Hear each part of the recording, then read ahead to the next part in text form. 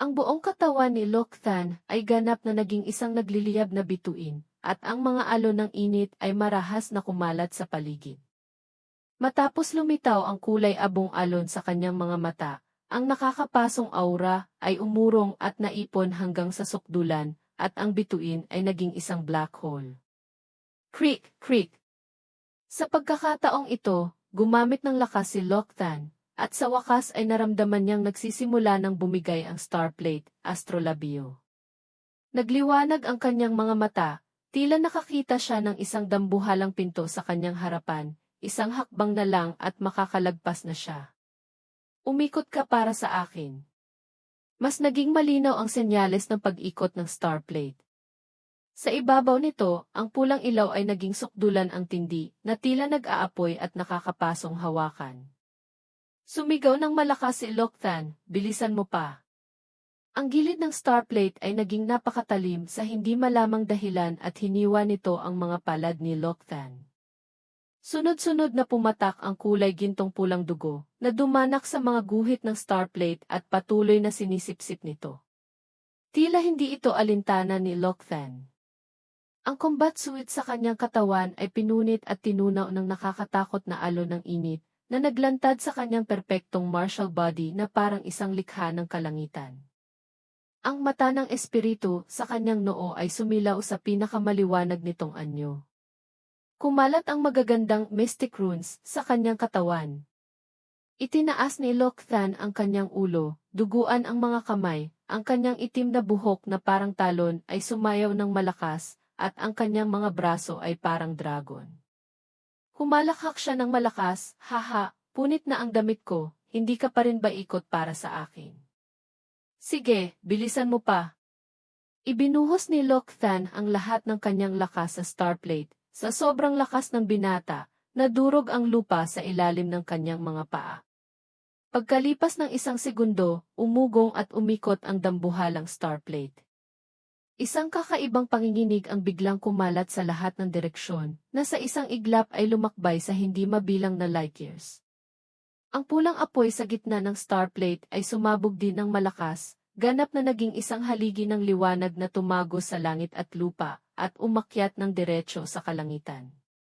Ang kulay ng haligi ng apoy ay tahimik na naging maningning na ginto. Ang napakagandang gintong haligi ng apoy ay tumusok sa Stargate, bumasag sa kalangitan, at gumuhit ng isang napakaliwanag na marka sa madilim na himpapawid.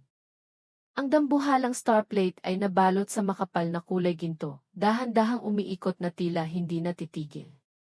Sa prosesong ito, ang kakaibang panginginig ay kumalat na parang alon sa lahat ng direksyon. Ang panginginig na ito ay lumikha ng mga alon na nakikita ng mata sa kalawakan. Kasabay nito, sa mansyon ni Count West, ang binatang si Minton na may gininto ang buhok at gwapong mukha ay dahan-dahang tinitingnan ang balita sa internet at ang kanyang ekspresyon ay napakapangit. Ang balita tungkol sa kanyang pagsakay sa isang 150 taong gulang na inahing baboy ay kumalat na parang apoy. Sa galit, ibinato niya ang kanyang telepono sa sahig hanggang sa mabasag ito. Aakma sanang magmura muli si Minton nang bigla siyang tamaan ng isang hindi nakikitang alon na nagdulot ng hindi maipaliwanag na panginginig sa kanyang puso. Tumingala siya, at ang mga kortina sa bintana sa kanyang harapan ay kusa na humawi, at isang haligi ng gintong liwanag na tumatago sa langit at lupa ang bumungad sa kanyang mga mata. Natigilan si Minton habang nakatingin sa haligi ng liwanag at bumulong sa sarili, ano iyon?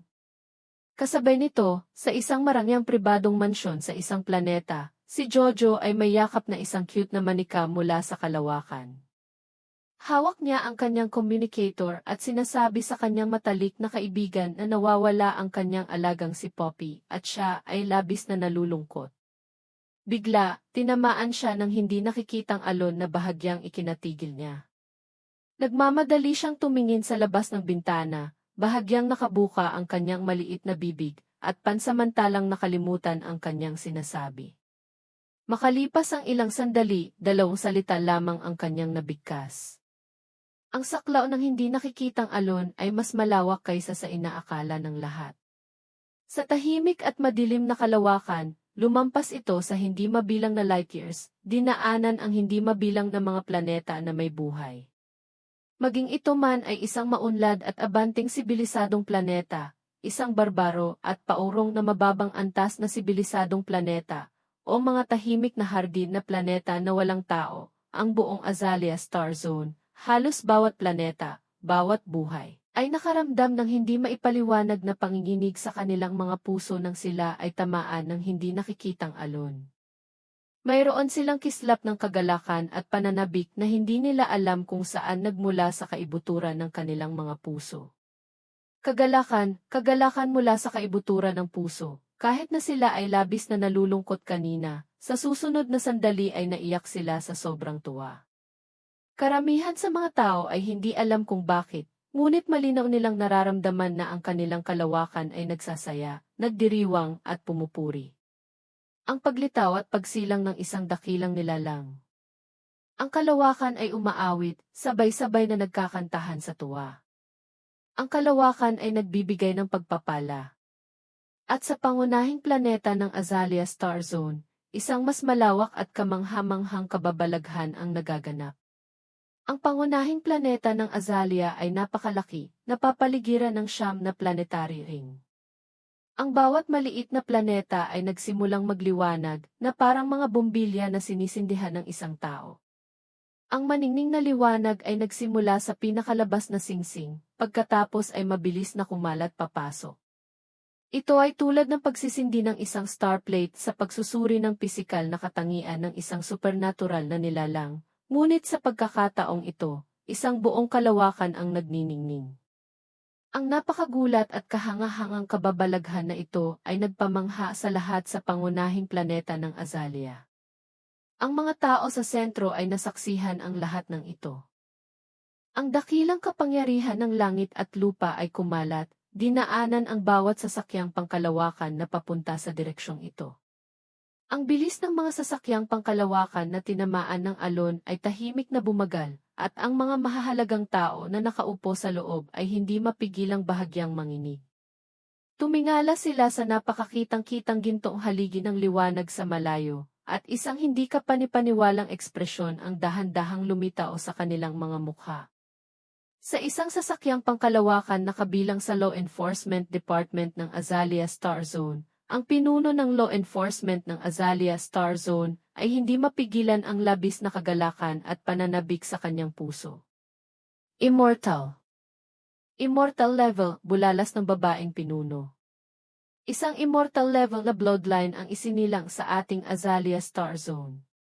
Diyos Koji. Sa isang sasakyang pangkalawakan sa himpapawid ng lungsod sa pangunahing planeta ng Azalea, hindi kalayuan sa lugar ng pagsusulit ng Celestial Academy, naroon ang Speaker Council Head ng Federal Parliament ng Azalea Star Zone.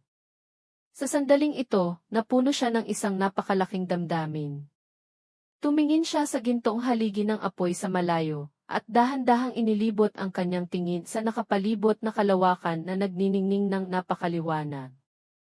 Ang kanyang level 12 na katawan ay bahagyang nanginginig, halos maiyak na siya, at ang kanyang ekspresyon ay medyo tuliro.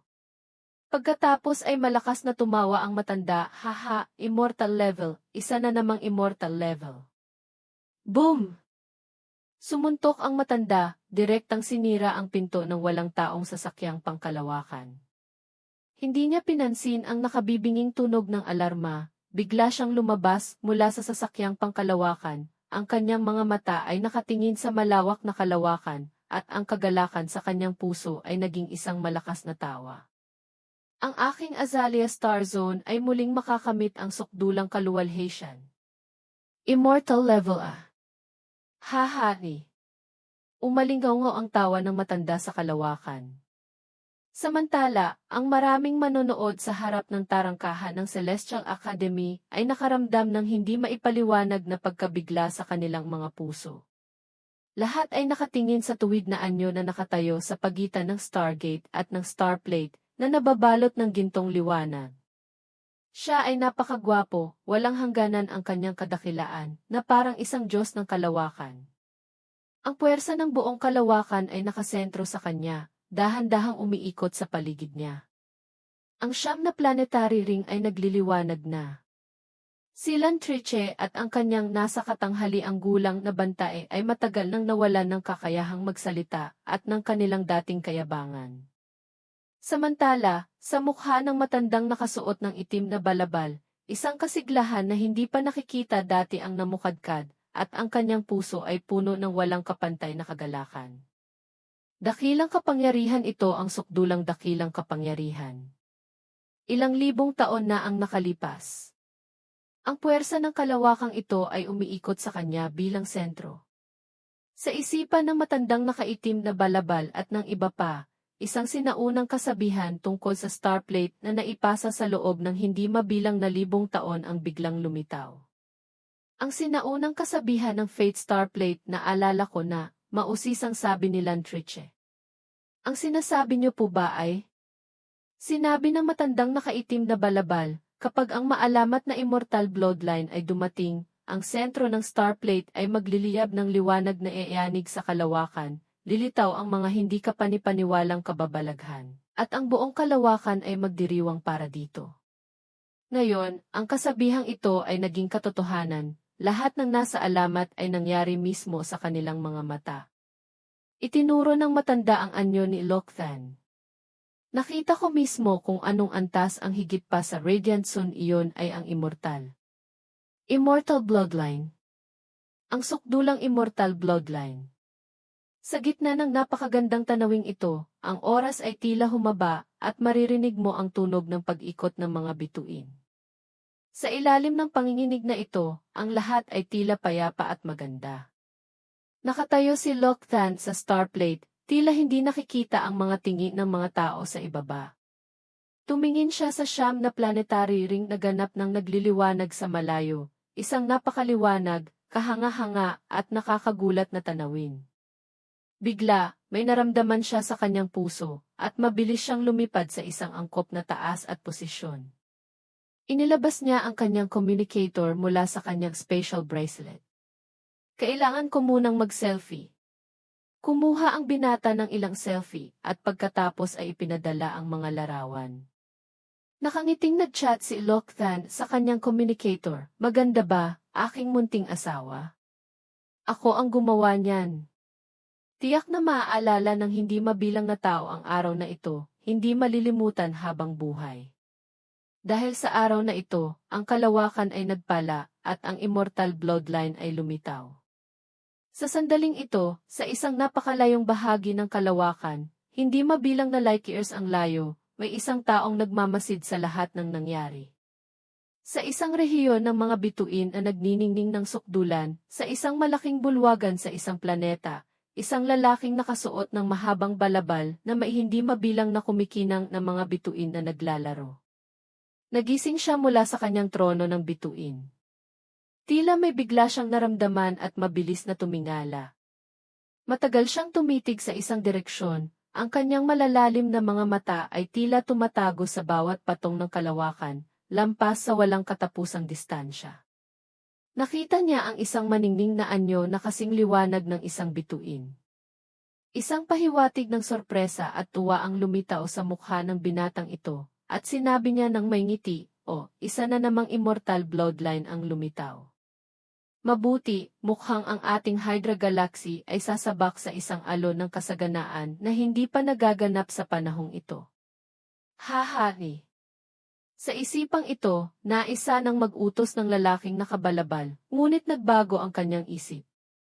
Hayaan na lang. Masyado pang mababa ang lakas ng isang iyon. Kung pupunta ako ngayon, baka malagay pa siya sa panganib na mamatay ng maaga. Mas mabuting hayaan ko siyang magsanay pa ng matagal doon para lumakas. Hindi pa huli na tawagin ko siya kapag handa na siya. Habang mas iniisip ito ng lalaking nakabalabal, mas lalo siyang nakukumbinsi. Umiti siya at dahan-dahang ipinikit ang kanyang mga mata, nagpatuloy sa kanyang pagkakatulog. Ang kababalaghan sa Azalea Star Zone ay nagtagal. Nang ang ilang mga tao ay dahan-dahang nakabawi mula sa pagkabigla, naalala rin nila ang layunin ng kanilang pagpunta. Pumunta sila sa Celestial Academy, ngunit pagdating nila sa lugar ng pagsusulit, Nalaman nilang matagal nang kinuha ng iba si Loktan. Sumpain, bulalas ng ilan. Ang henyong iyon na gumawa ng malaking kaguluhan sa kalawakan, hindi man lang natin nalaman ang pangalan at pagkakakilanlan niya. Kailangan kong mahanap siya, tiyak na mahahanap ko siya, sabi ng isa pa na may panghihinayang. Basta't pumayag siyang maging bahagi ng pamilya ko, hindi lang ang anak kong babae ang ipapakasal ko sa kanya, kahit isang hibla lang ng buhok niya ang makapitan ko, ang pamilya ko ay habang buhay ng uunlad. Nagsimula siyang mag-isip ng isang napakagandang hinaharap. Sa isang level 13 na sasakyang pangkalawakan, maging si Fairs, na nagdala kay Loktan sa Celestial Academy para sa pagsusulit, ay hindi pa rin makapaniwala. Si Fairs ay nakaupo ng tuwid sa kanyang upuan, ang kanyang mga kamay ay nakapatong sa kanyang mga tuhod. Diyos lang ang nakakaalam kung gaano kalaking pananabik ang nararamdaman ni Fairs sa sandaling ito. Nanginginig ang buong katawan ni Fairs, naninindig ang kanyang mga balahibo. Putek, putek. Inulit niya ang salitang ito ng 1,000 beses. Hindi makapaniwalang tanong ni Fairs sa sarili, anong klaseng halimaw ito? Tumingin siya kay Loktan at bumulong, alam kong magaling si Loktan, pero hindi ko inaasahan na ganito kalala. Ang kalawakan ay nagdiwang. Sumpain, hindi ko pa naririnig ang ganoon. Ang anak ng Diyos, sa propesiya na tagpuan ko ang anak ng Diyos. Narinig ni Loktan ang mga bulong ni Fairs at sumagot. Sa totoo lang, ipinahayag ni Loktan nang may kumpiyansa habang nakahalukip-kip, iyon ay limitasyon na ng Fate Star Plate, hindi pa iyon ang aking limitasyon. Ang Fate Star Plate ay basura, kaunting puwersa lang ay umabot na agad sa sukdulan. Nang marinig ito, para siyang tinamaan ng kidlat. 2 salita lang ang kanyang nasabi, ano? Pagkatapos, nagtungo sina Fairs at Loktan sa mataas na kapulungan ng Federasyon ng Azalea Star Zone. Mabilis silang pumasok sa loob.